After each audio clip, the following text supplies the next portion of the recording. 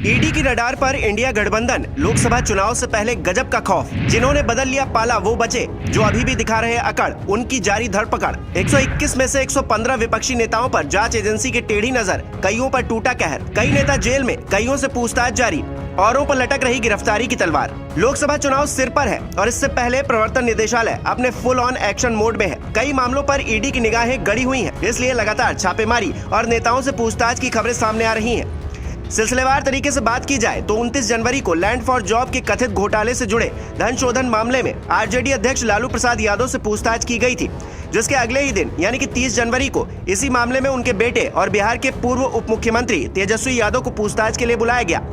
30 जनवरी को ही ईडी ने बीएमसी के खिचड़ी घोटाले से जुड़े धन शोधन मामले में शिवसेना यूबीटी के नेता और सांसद संजय राउत के छोटे भाई संदीप रावत से पूछताछ की थी। इसके अलावा कथित जमीन घोटाले से जुड़े धन शोधन मामले की जांच में जुटी ईडी ने 31 जनवरी को झारखंड के मुख्यमंत्री हेमंत सोरेन को रांची में पूछताछ के लिए बुलाया। इस दौरान तमाम जगहों पर हुई छापेमारी में ईडी ने 36 लाख रुपए, एक BMW SUV और कुछ कथित आपत्तिजनक दस्तावेज जब्त किए।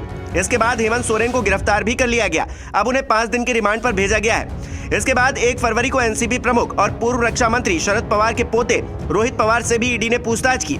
इतना ही नहीं, इसी बीच कोलकाता में शाहजहां शेख से राशन वितरण घोटाला मामले में ईडी पूछताछ करना चाहती थी, लेकिन टीएमसी नेता अधिकारियों के सामने पेश ही नहीं हुए। इसी तरह दिल्ली के मुख्यमंत्री अरविंद केजरीवाल को भी कथित शराब घोटाले मामले से जुड़े मनी लॉन्ड्रिंग केस में कई बार पूछताछ के लिए समन जारी हो चुका है, लेकिन वो भी अभी तक ईडी की चौखट पर नहीं पहुंचे हैं। हालांकि विपक्ष के सिर्फ इतने ही नेता नहीं है, ये लिस्ट काफी लंबी है। आंकड़ों की बात की जाए तो 2014 से 2022 के बीच मोदी सरकार के दौरान 121 नेताओं के खिलाफ ईडी ने जांच की है, जिसमें से 115 नेता विपक्षी दलों के हैं। यानी कि मनमोहन सरकार के 10 सालों में विपक्ष के नेताओं पर जो ईडी का शिकंजा 54% था, वो मोदी सरकार में 2022 तक विपक्षी नेताओं पर 95% तक बढ़ा है। खास बात यह भी है कि मोदी सरकार में जिन 115 नेताओं के खिलाफ जांच की गई है, उसमें से टॉप 3 दलों के नेताओं में कांग्रेस, टीएमसी और एनसीपी के नेता शामिल हैं। तुलनात्मक बात की जाए तो 2004 से 2014 तक यूपीए सरकार के दौरान ईडी ने 112 जगह छापेमारी की, जबकि 2014 से 2022 के बीच मोदी सरकार के दौरान ईडी ने 3010 छापे मारे।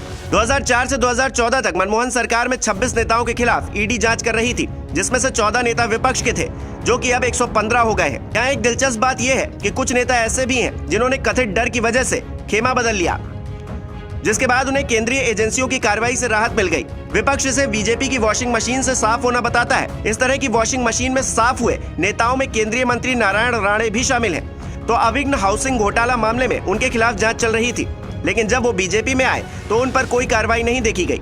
इसी तरह असम के मुख्यमंत्री हिमंता बिश्वा शर्मा पहले कांग्रेस में थे, उनके खिलाफ गुवाहाटी वाटर सप्लाई प्रोजेक्ट मामले में जांच चल रही थी, लेकिन बीजेपी में आने के बाद उनके खिलाफ आगे कार्रवाई नहीं देखी गई। बंगाल से आने वाले एक और नेता शुभेंदु अधिकारी का नाम भी इस लिस्ट में है। जब वो टीएमसी में थे तो उनके खिलाफ नारदा स्टिंग केस में जांच चल रही थी, पर उनके बीजेपी में आने के बाद कार्रवाई का अता पता नहीं है। अजीत पवार सरीखे ऐसे और भी नेता हैं जिन पर भ्रष्टाचार और घोटालों के आरोप है, लेकिन जांच एजेंसियों की नजर उन पर अब नहीं पड़ रही।